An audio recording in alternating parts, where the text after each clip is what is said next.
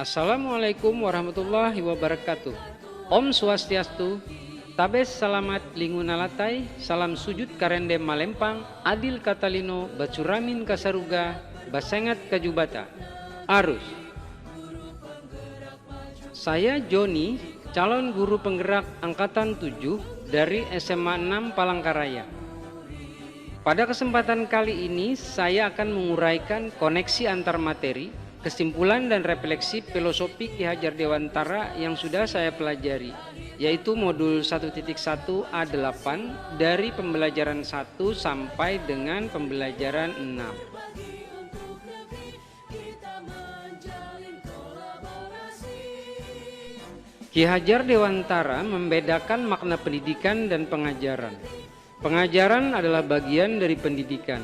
Menurut Ki Hajar Dewantara, pengajaran adalah proses pendidikan dalam memberi ilmu untuk kecakapan hidup anak didik baik lahir maupun batin. Sedangkan pendidikan bermakna menuntun segala kekuatan kodrat yang ada pada anak didik agar mencapai keselamatan dan kebahagiaan yang setinggi-tingginya, baik sebagai manusia maupun sebagai anggota masyarakat. Pendidikan memberi ruang bagi anak didik untuk tumbuh secara utuh dan mandiri agar mampu memuliakan dirinya dan orang lain.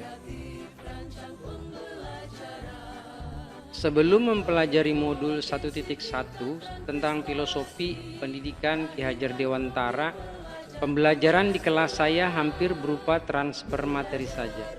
Saya sebelumnya menganggap semua materi pelajaran harus habis disampaikan kepada murid. Setiap pertemuan dengan siswa, penyampaian materi saya kebanyakan menggunakan metode ceramah, diskusi, dan tanya jawab, dan pembelajaran saya selalu dilaksanakan di dalam kelas saja. Anak didik cenderung menjadi objek pembelajaran. Kemudian saya melihat nilai anak didik hanya dari aspek kognitif saja. Seperti misalnya ketika anak-anak menjawab soal ulangan sesuai dengan kompetensi dasar yang tertera pada kurikulum. Jika nilai yang dicapai siswa sudah mencapai KKM, maka pembelajaran saya anggap berhasil atau tuntas. Sebenarnya walaupun kadang terbersit dalam pikiran saya bahwa siswa-siswi saya belum tentu bisa memahami semua materi yang saya sampaikan, tapi saya tidak begitu peduli dengan hal tersebut karena saya terlalu sibuk dengan penyampaian materi saja. Setelah saya mempelajari modul 1.1 tentang filosofi Ki Hajar Dewantara, saya menjadi sadar bahwa apa yang saya lakukan di dalam kelas selama ini tidak tepat. Di dalam pembelajaran, saya seharusnya memperhatikan beberapa aspek penting lain selain kognitif, yaitu afektif, psikomotor, spiritual, sosial, dan budaya. Murid memiliki kodrat alam sendiri-sendiri. Mereka unik dan mempunyai karakter yang berbeda-beda. Tugas saya sebagai guru adalah menuntun agar mereka bisa mengembangkan kodrat alam itu sesuai dengan perkembangan zaman atau kodrat zaman. Murid tidak lagi sebagai objek pembelajaran, tetapi mereka adalah subjek pembelajaran.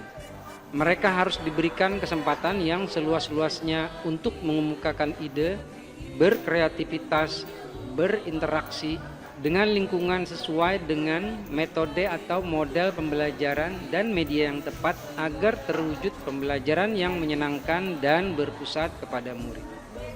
Saya sebagai guru seharusnya menjadi fasilitator dalam pembelajaran dan ikhlas serta sabar dalam menuntun anak didik. Saya juga harus berusaha mempelajari karakteristik murid karena setiap anak dilahirkan unik dengan kelebihan dan kekurangannya masing-masing. Dan saya sebagai guru harus menghargai setiap karakter murid agar mereka dapat tumbuh sesuai dengan kodratnya.